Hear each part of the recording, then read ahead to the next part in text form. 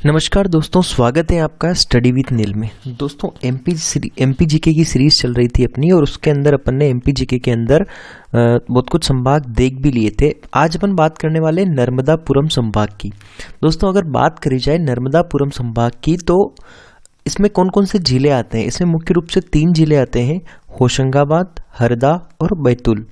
ये 3 जिले आते हैं, और 3 जिले मैप में देखते हैं कि कहाँ आते हैं। ये तो नीचे की तरफ दक्षिण की तरफ देखेंगे अपन, तो ये हरदा जिला, ये होशंगाबाद जिला और ये बैतूल जिला। क्लियर है? तो ये 3 जिले आते हैं। अब दोस्तों बात करी जाए कि नर्मदापुरम संभाग का संभागीय मुख्यालय कहाँ है, तो नर्मदापुरम संभाग का संभागीय मुख्यालय है होशंगाबाद में। ठीक है, नर्मदा नदी के नाम पर इसका नाम नर्मदापुरम संभाग रखा गया है। इसका पुराना नाम होशंगाबाद संभाग था। अब बात करते हैं दोस्तों होशंगाबाद जिले की। तो होशंगाबाद जिला का नाम होशंगाबाद क्यों पड़ा? होशंगाबाद शहर का नाम होशंगाबाद क्यों पड़ा? तो मालवा के एक शासक होशंग शाह ने इसको बसाया था। मतलब जो होशंगाबाद जो शहर है, इसको किसने बसाया था? मालवा के शासक होशंग शाह ने बसाया था। इस कारण इसका नाम क्या रखा गया? होशंगाबाद रखा गया। देखते हैं दोस्तों, जनसंख्या की दृष्टि से सबसे छोटा संभाग कौन सा है? नर्मदापुरम संभाग जनसंख्या की दृष्टि से सबसे छोटा संभाग। अगर बात करी जाए कि जनसंख्या की दृष्टि से सबसे बड़ा संभाग कौन सा है, तो कौन सा है? इंदौर। इंदौर संभाग की जनसंख्या क्या है? सर्वाधिक है। क्लियर है? ये आपको ध्यान रखना है। सिक्योरिटी पेपर मिल कहाँ पर स्थापित की गई है? होशंगाबाद में सिक्योरिटी पेपर मिल की स्थापना की गई है। आगे देखते हैं, तवा पुल कहाँ पर है? मध्य प्रदेश का सबसे लंबा पुल है। यह तवा नदी पुल, सड़क पुल है ये। क्लियर है? ये क्या है? मध्य प्रदेश का सबसे लंबा पुल है। इसकी अगर लंबाई की बात करी जाए तो ये लगभग 1365 मीटर लंबा है। ये मध्य प्रदेश का सबसे लंबा पुल है। क्लियर है? और यहाँ पर ही क्या होता है? नर्मदा और तवा नदियों का संगम होता है। नर्मदा और तवा नदी का संगम होता है। क्लियर है? मतलब तवा नदी किस में आकर मिलती है? नर्मदा नदी में आकर मिलती है। कहाँ पर मिलती है? तो होशंगाबाद में मिलती है। आगे देखते हैं दोस्तों, प्रति हेक्टेयर गेहूं उत्पादन में देश का शीर्ष जिला कौन सा है? प्रति हेक्टेयर गेहूं उत्पादन में कौन सा है? होशंगाबाद। सिविल न्यायालय ऑनलाइन होने वाला प्रदेश का पहला जिला है। यहाँ पर सिविल न्यायालय को क्या किया गया है? ऑनलाइन किया गया है। ये मध्य प्रदेश का सबसे पहला जिला है जिसमें सिविल न्यायालय ऑनलाइन किया गया है। यहाँ पर दोस्तों होशंगाबाद में बोरी अभ्यारण्य है। बोरी अभ्यारण्य को क्या है? वाइल्ड लाइफ सेंचुरी, वन्य जीव सेंचुरी के रूप में विकसित किया गया है। बोरी घाटी भी यहाँ पर है। बोरी घाटी किसके लिए प्रसिद्ध है? तो सागौन के वनों के लिए प्रसिद्ध है। टेक्टोना ग्रैंडिस सागौन के वनों के लिए प्रसिद्ध है। कौन कौन सी नदियां तो अभी बात कर ही चुके हैं अपन। नर्मदा एवं तवा नदी यहाँ पे मुख्य रूप से प्रवाहित होती है। इटारसी की बात करी दोस्तों, तो इटारसी एक शहर है। कहाँ का? होशंगाबाद जिले में आता है। मध्य प्रदेश का सबसे बड़ा रेलवे जंक्शन है। मध्य प्रदेश का सबसे बड़ा रेलवे जंक्शन कहाँ पर है? इटारसी में है। और इटारसी में क्या है? आयुध डिपो की स्थापना की गई है। इटारसी में किसकी स्थापना की गई है? आयुध डिपो की स्थापना कहाँ की गई है? इटारसी में। पचमढ़ी की बात करते हैं दोस्तों। पचमढ़ी सबने नाम सुना है। ये मध्य प्रदेश का एकमात्र हिल स्टेशन है। मध्य प्रदेश का हिल स्टेशन है पचमढ़ी। कहाँ आता है ये? होशंगाबाद जिले में आता है। पचमढ़ी में दोस्तों फॉरेस्ट गार्ड ट्रेनिंग सेंटर भी है।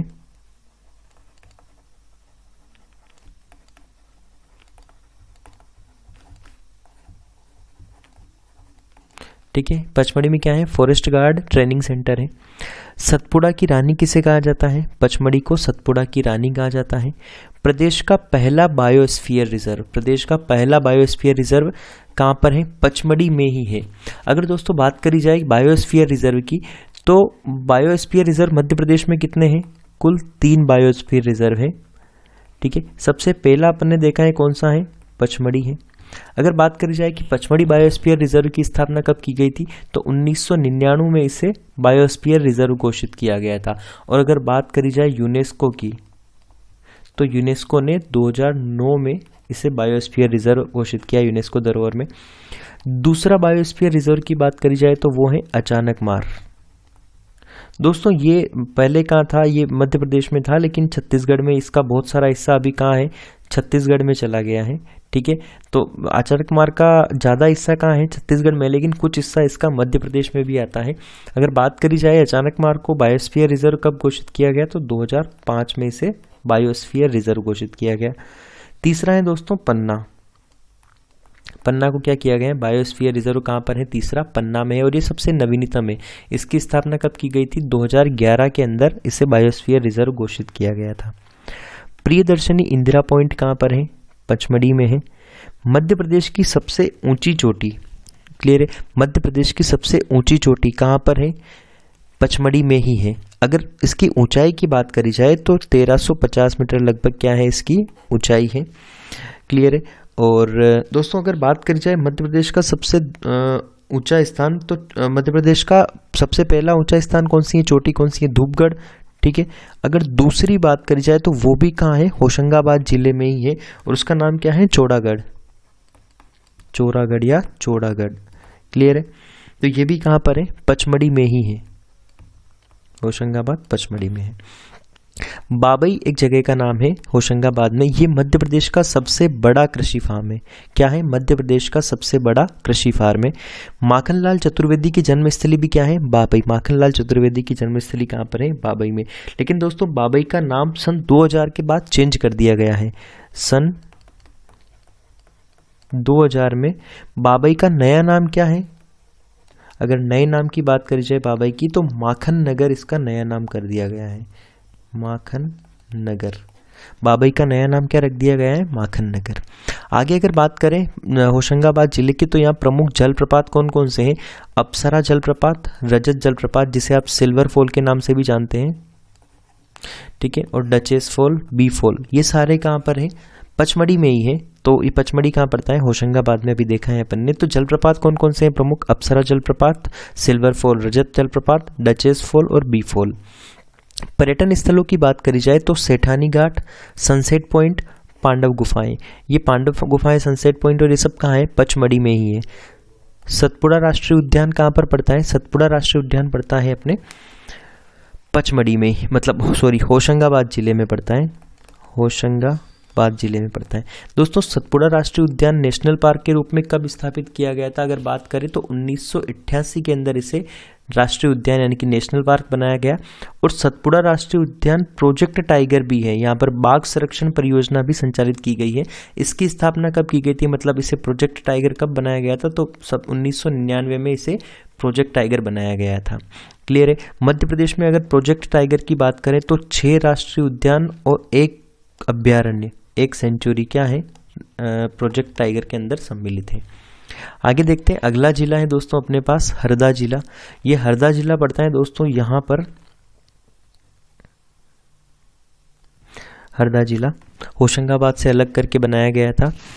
बात अगर दोस्तों अगर हरदा जिले की करी जाए तो इसके बारे में बात करते दोस्तों 1916 के आसपास लोकमान्य तिलक ने 4 बार इसकी यात्रा करी थी हरदा जिले की, और 1933 में गांधी जी ने भी हरदा जिले की यात्रा करी थी।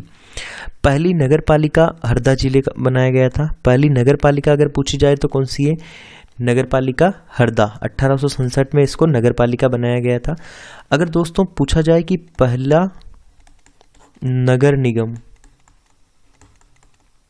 तो वो कौन सा हो जाएगा, जबलपुर, क्लियर है। सर्वाधिक औसत कृषि जोत वाला जिला कौन सा है, सर्वाधिक औसत कृषि जोत वाला जिला कौन सा है, तो हरदा जिला है। लेकिन अगर पूछ लिया जाए दोस्तों कि न्यूनतम कृषि जोत वाला जिला कौन सा है, तो वो हो जाएगा कटनी और फिर नीमच। नीमच जो मंदसौर के पास में है, राजस्थान बॉर्डर पर, ये रहा। तो ये क्या है, न्यूनतम कृषि जोत वाले जिले हैं। जनजाति कौन कौन सी है, हरदा जनजातीय रूप से भी बाहुल्य है। यहाँ पर गोंड व कोरकू जनजाति, गोंड व कोरकू जनजाति यहाँ पर निवास करती है। हंडिया ऐतिहासिक स्थल कहाँ पर है, हरदा में है। हंडिया ऐतिहासिक स्थल कहाँ पर है, और ब्रिटिशकालीन प्रशासनिक केंद्र भी क्या था, हंडिया था। नेमावर की बात करी जाए तो नेमावर दोस्तों नर्मदा नदी के तट पर प्रसिद्ध तीर्थ स्थल है। यहाँ पर क्या है, हिंदू व जैन धर्म के पवित्र धार्मिक स्थल भी है नेमावर के अंदर। अगली बात करी जाए दोस्तों अगर हरदा जिले की, तो सोडलपुर में कान्हा बाबा का मेला लगता है। सोडलपुर में किसका मेला लगता है? कान्हा बाबा का मेला। और सोडलपुर कहाँ पड़ता है? हरदा के अंदर। हरदा के प्रमुख स्थल की बात करी जाए तो रिद्धेश्वर मंदिर, नर्मदा घाट, चखा मंदिर, महाभारत चक्रव्यूह का पर्यटन स्थल है। कहाँ पर? हरदा जिले में। अंतिम जिला देखते हैं दोस्तों, बैतूल जिला, और बहुत प्रमुख जिला है, इसमें बहुत सारी चीज़ें आपको याद रखने योग्य हैं। तो बैतूल जिला क्या है? महाराष्ट्र की सीमा से लगा जिला है। क्लियर है? महाराष्ट्र की सीमा से लगा जिला क्या है? बैतूल जिला है। आदिवासी बाहुल्य जिला है। यहाँ पर मुख्य रूप से अगर बात करी जाए तो कोरकू जनजाति मुख्य रूप से यहाँ पर निवास करती है। जैन तीर्थ स्थल है मुक्तागिरी। मुक्तागिरी दोस्तों यहाँ पर बात करी जाए तो महाराष्ट्र बॉर्डर पर ही है मुक्तागिरी, और यहाँ पर जैन धर्म के 56 मंदिर बनाए गए हैं, और ये जंगल में बसा हुआ मंदिर है। मैं यहाँ पर बहुत सारा विशाल रूप से ये फैला हुआ मंदिर है, झरने वगैरह भी है यहाँ पर।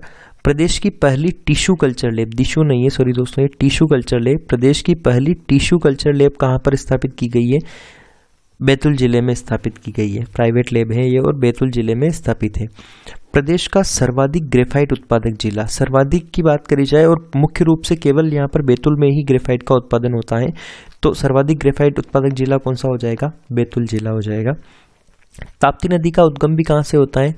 बैतूल के मुल्ताई नामक स्थान से होता है। बैतूल के मुल्ताई से ताप्ती नदी निकलती है, ध्यान रखना है आपको। यहाँ की प्रमुख नदियों की अगर बात कर ली जाए तो नदियाँ हैं यहाँ पर ताप्ती, तवा, माचना, वर्धा, ये 4 नदियाँ प्रमुख रूप से यहाँ पर प्रवाहित होती हैं। आगे अगर बात करी जाए बैतूल जिले की तो अखंड भारत का केंद्र बिंदु क्या है? बरसाली। बरसाली एक गांव है बैतूल जिले में, तो अखंड भारत का केंद्र बिंदु किसे कहा जाता है? बरसाली को अखंड भारत का केंद्र बिंदु कहा जाता है। क्लियर है? तो ये आपको ध्यान रखना है, अखंड भारत का केंद्र बिंदु क्या है? बरसाली। ठीक है। और अगर भारत का मध्य बिंदु की बात करी जाए तो कटनी। HMT घड़ी का कारखाना कहाँ पर है? बैतूल में है। सारणी की बात करी जाए, सारणी बैतूल की एक तहसील है। यहाँ पर क्या है? सारणी ताप विद्युत गृह है। ठीक है। और पाताखेड़ा क्षेत्र है, कोयला क्षेत्र है, और सारणी ताप विद्युत गृह भी कहाँ पर है? बैतूल जिले में है। चिचोली की बात करी जाए तो वनोपज विक्रय केंद्र स्थापित किया गया है चिचोली में। कॉफी उत्पादक स्थल कौन सा है? कुकरू, ये एक जगह है। ये मध्य प्रदेश में आई थिंक एक पहला स्थल है जहाँ पर कॉफी का उत्पादन होता है, और ये कुछ थोड़े से ही एरिया में होता है। बैतूल का भी कुछ छोटा सा एरिया है, कुकरू एक गांव है, वहाँ पर कॉफी का उत्पादन होता है। ठीक है। ये ब्रिटिश काल से ही कॉफी का उत्पादन यहाँ पर किया जा रहा है। तो कॉफी उत्पादक स्थल कहाँ पर है? कुकरू है, ये मध्य प्रदेश में है। और कहाँ पर पड़ता है? बैतूल के अंदर पड़ता है। थोड़ा सा इंपॉर्टेंट फैक्ट है, आपको याद रखना है। आमला में क्या है? आमला एक जगह है बैतूल के अंदर, वायुसेना की छावनी, सैनिक छावनी यहाँ पर स्थापित की गई है। कालीभीत अभ्यारण्य क्या है? बैतूल के अंदर है, जहाँ पर भालुओं का संरक्षण किया जा रहा है। कालीभीत अभ्यारण्य कहाँ पर है? बैतूल में है, जहाँ पर भालुओं का संरक्षण किया जा रहा है। अंतिम बात करते हैं दोस्तों गोड़ा डोंगरी की। तो गोड़ा डोंगरी क्या है? बैतूल में है, जहाँ पर 1930 में आदिवासियों ने गंजन सिंह कोरकू, ये कोरकू की बात करी थी अपन ने जनजाति की, तो गंजन सिंह कोरकू के नेतृत्व में अंग्रेजों के विरुद्ध जंगल सत्याग्रह किया था। दोस्तों क्वेश्चन सीधा पूछा जाता है कि जंगल सत्याग्रह का संबंध किससे है? ठीक है। तो या तो वो जगह का नाम दे देगा, तो आपको याद रखना है कहाँ से है? गोड़ा डोंगरी, बैतूल से। और अगर नाम पूछ लिया जाए तो गंजन सिंह कोरकू से है। क्लियर है? आई होप कि दोस्तों आपको ये वीडियो अच्छा लगा होगा। अगर वीडियो अच्छा लगा हो तो लाइक करिएगा, अपने दोस्तों के साथ शेयर भी करिएगा, और अगर ऐसे ही वीडियो अगर आपको MPG के पूरी सीरीज और इसके अलावा भी बाकी GK के वीडियो देखने हैं तो आप चैनल को सब्सक्राइब कर सकते हैं और बेल आइकन को दबा सकते हैं। धन्यवाद।